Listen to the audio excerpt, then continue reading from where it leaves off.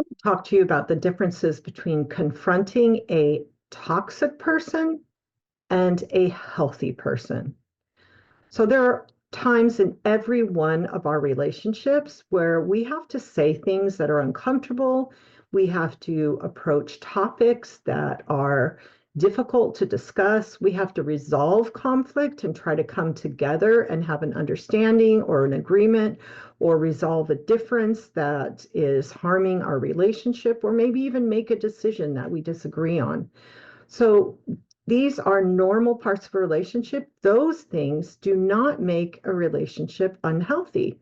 In fact, a relationship can be unhealthy because things are never brought up and never discussed, because maybe one person or both are just pretending that everything is okay, and your relationship will die. You have to talk about the things that need to be talked about in order to stay in a healthy place and to have your issues brought up and taken care of, so they don't build up resentments and build up distance, build up walls between the two people. And that has to do with whether it's an intimate relationship, a family relationship, a friendship, a work relationship, does not matter. You've got to be able to talk about those things. So those are normal to talk about, to need to talk about. Those are normal to have. But the experience that you will have when you do that with a toxic person versus a healthy person is night and day. So toxic, dysfunctional people do not want to talk about the issues. They don't care about what you have to say, about what your needs are. They don't want to resolve the differences. They just want things their way. A lot of them, especially if they're abusive or narcissistic, don't think you have any rights to opinions or needs or feelings, and that there is no issue to discuss. Their behavior is not up for discussion. There's nothing to say about them. They will not entertain your concerns or think about them or even give them any oxygen.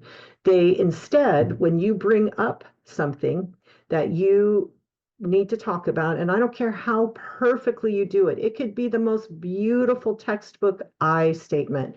It could be a mild criticism or concern, just covered with, oh, I love you, and these are all the wonderful things about you, and this is what I appreciate about you, and this is what I like, what you've done recently, and I think about this, and these are the great things about you, but there's just one thing that I need to bring up. Oh, nope. All of the rest of that is going to be discounted, and that one thing is going to be perceived as an attack, and it is going to be shot down. So it doesn't matter how perfectly you do it. When you are dealing with a toxic, dysfunctional person, you are going to have them respond with a number of things. And I'm just going to talk about a few of those. And the first one is manipulation. Manipulation means that they're going to take it and they're going to manipulate what you have to say, and they're going to control it. They're going to control the narrative. They're going to flip it back on you. They're going to say something that is going to maybe talk about, well, you did that the other day, so they're going to flip it back onto you. They're going to manipulate you and say, well, if you want to go out to dinner tonight, if you really want to have a good day, if you want to enjoy your time with me this evening, I don't think you want to bring that up right now. I don't think this is a good time. That's manipulative. That's kind of tricking you, or kind of bribing you or blackmailing you and saying, you can make a choice. You can either be quiet about this or you can have a really bad night.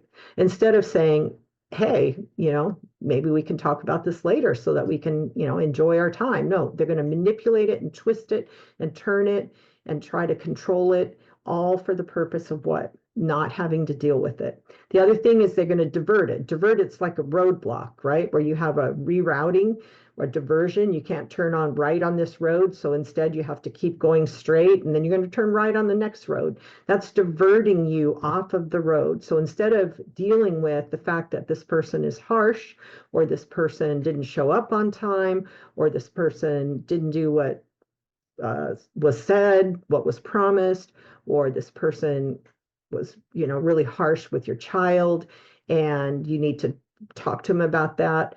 Instead of that, you're going to divert it to another place. You're going to divert it to, I really did. You just told me yesterday I did a great job when dealing with that problem with our kid, or I've just really been good this week.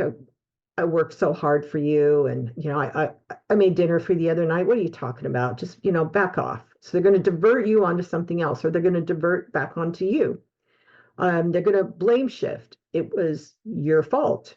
Okay, you did it. You made me. I had no choice. Like, I you made me mad. You weren't there on time. I couldn't help it that I blew up on you when you got in the car. And so they're going to just shift all the blame for whatever it is that you're complaining about back onto you.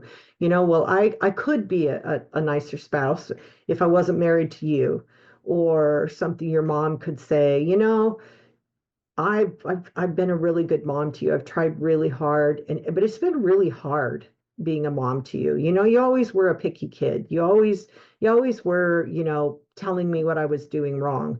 So shifting the blame off themselves back onto you, and then raging. Some of them just absolutely rage, just start screaming at you. It's very typical for a overt narcissist to, if you say anything that is trying to confront a problem or to point out a problem with them, that they just literally rage at you, scream at you, just rip your head off, say all kinds of horrible stuff because you dared to say, hey, I didn't like something that happened, or I was bothered by something, or you hurt my feelings. And then the next one, of course, is defending, which is doing whatever it takes to just say, I didn't do anything wrong. And that's a number of things. And the defensiveness is a natural thing to do, but when it is not recognized and reined in, then it is used as a way of avoiding having to deal with what you are saying and avoiding having to deal with your concerns, not giving your concerns any attention. You deserve to have your concerns addressed. You deserve to have the conflicts that were brought up resolved, not unresolved. Well, something that happens in dysfunctional relationships is, oh my gosh, there's just years and years and years of unresolved conflict. And after a while, it just destroys the relationship, or it destroys you internally, because there's just never any healing. It's just these constant tears of just tearing apart your heart, tearing apart your feelings, tearing apart your self-worth, tearing apart any hope of any good relationship that you ever had. And it just keeps tearing and tearing and tearing until you're just shredded. So in contrast, that is what I just described as a hard way of having to live in a relationship. It's heavy. There is no resolve. There is no reconciling of the two people. Now, the other person might think they're fine because they've got the upper hand, and maybe you do address their problems and you do listen to what they have to say. You try to respond, or that person is so convinced that they're 100% right that it doesn't even bother them that the issues are not resolved in the relationship. That's very common for somebody who's really controlling or narcissistic or manipulative, or any of those things. So in contrast, here is what it's like to be confronting a conflict, or trying to resolve a conflict, or have a difficult discussion, or express your feelings to someone who is healthy. It's easy. It's light. You almost can't mess it up. You can do it really imperfectly, and it'll still go pretty well. Why is that? Because a person cares. The person wants to understand you. The person wants to hear what you have to say. There is a desire to engage and partner and work together and come to an understanding and come to a resolution. You can lose it emotionally, and the person can be like, hey, looks like you're really upset. And, let's talk about this. I mean, so you can have emotion, you can say things wrong.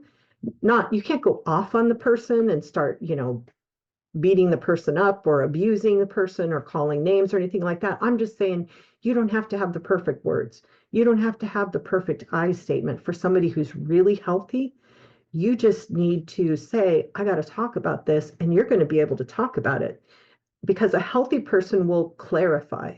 That means they're going to say, I hear you saying that you were really upset at what I said. Tell me what it was about that that bothered you. Why did that bother you so much? So they're going to clarify.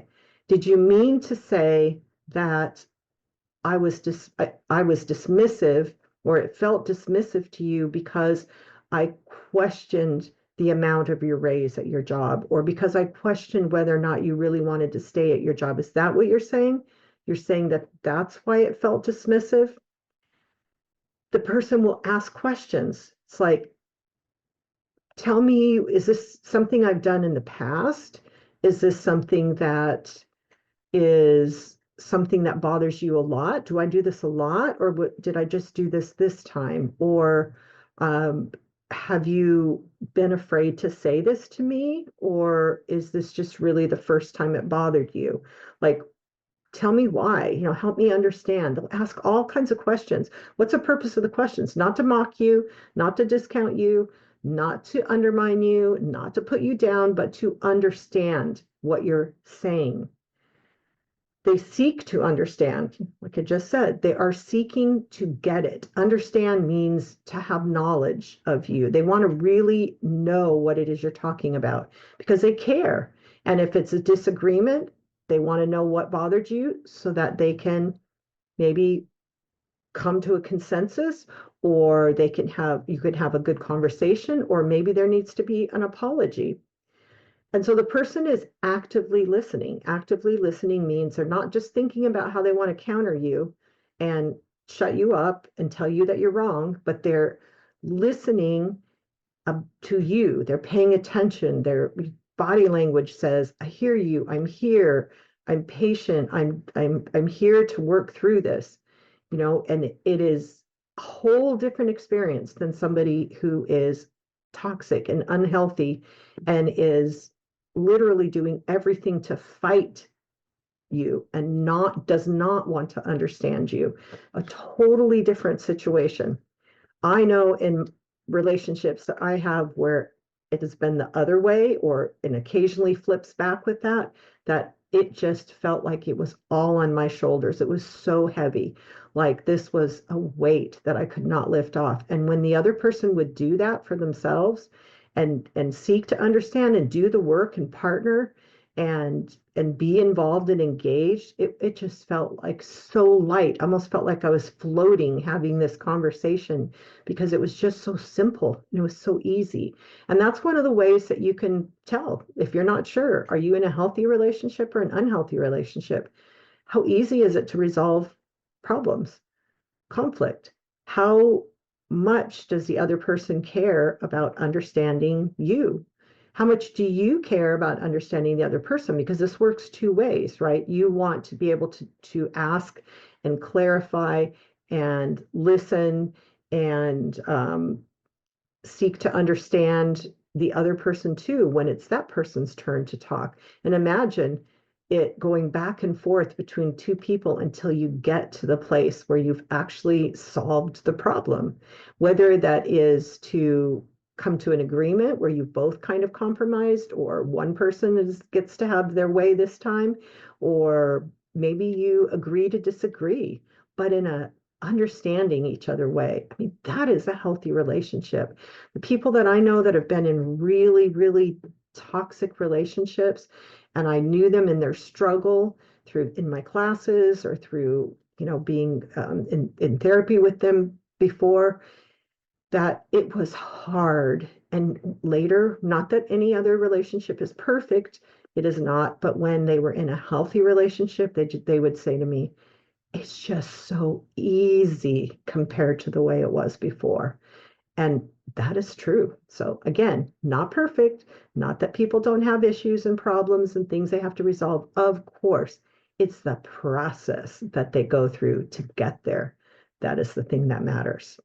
So some of the verses, these are 4 verses from Proverbs. I love Proverbs. When we're talking about having wisdom in relationships, they're just amazing. Proverbs 26:21 says, as charcoal to embers And as wood to fire, as so is a quarrelsome person for kindling strife. So when you put charcoal into embers, it stirs up, makes the embers hotter. And when you put wood into fire, the fire goes bigger. So same thing, a quarrelsome person is going to cause strife and it's going to cause it to get worse and worse. Proverbs 18:2 says, fools find no pleasure in understanding, but delight in airing their own opinions. Proverbs 14:29, whoever is patient has great understanding, but one who is quick-tempered displays folly. Folly means foolishness or sin. And Proverbs 15:18, a hot-tempered person stirs up conflict, but the one who is patient calms a quarrel. All of those verses absolutely reflect what it is that I'm talking about. So again, with the difference between confronting a toxic versus a healthy person, it's going to be a battle with the toxic person.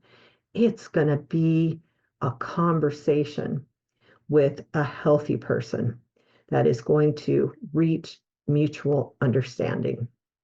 So thank you for watching. I hope that this helps you, and please look into my classes. They are so, so affordable and they're so helpful, and you'll learn all the tools kind of in a concentrated way.